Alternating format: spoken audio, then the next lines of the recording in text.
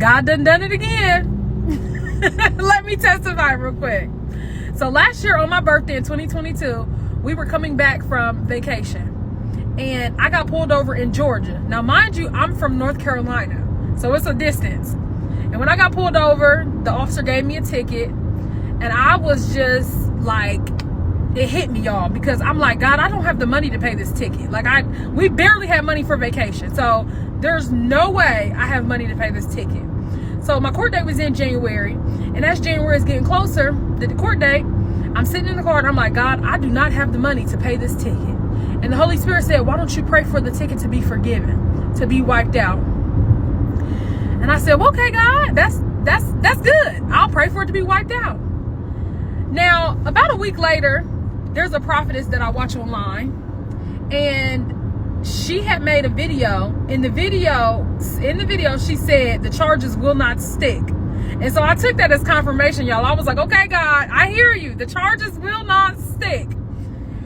So time went on. I didn't go to my court date. I didn't pay the ticket because, well, I didn't have the money. And I'm kind of happy I didn't have the money, because had I had the money, I probably wouldn't have allowed God to work in this situation. I would have just paid it out of fear of the worst happening. So I didn't get any mail or anything. And as time is going on, I'm sitting there and I'm like, God, I don't know what you're going to do, but I just believe that you're going to do it. I believe, but help my unbelief was my exact posture, if I'm being transparent. And I said, God, if you do this, I will testify. And part of me was like, no, I'm not going to testify, because I don't want people to know I didn't have the money to pay a $200 ticket. But I'm like, how dare me be ashamed of the Lord's goodness? I'm going to testify when he forgive this ticket. So about a month ago, I finally get a paper in the mail. They're like, hey, ma'am, you ain't been in your court date. You ain't paid these fines, nothing. Come to find out, they had the wrong address. So I got with them, got everything straight, and they gave me a new court date. So I had to come all the way to Georgia to get the ticket settled. So when I get in there, I'm the second person in the courtroom. People came in after me, but all those people were seen before me. And I was almost the last one, out. And so as I approached the bench, he says, what's your last name? And I said, McKellar. And he said, Miss McKellar, today's your lucky day. I'm going to let you go with a warning.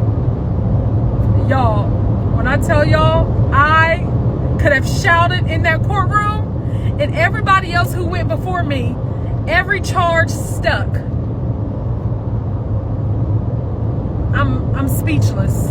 I'm just speechless, y'all, because when I tell you God is faithful to his word, whatever God tells you, just believe it. Whatever he say, just stick to it. And my faith in that courtroom, I believed, but then when everybody in front of me started getting all their charges and having to pay all these fines, I was like, oh my God. But I had that faith. I was like, God, let your will be done. I want to be out of here by a certain time. I want this to go this way, but Lord, let your will be done. And y'all, God's will is so much better than our will. So, moral of the story, trust God at his word.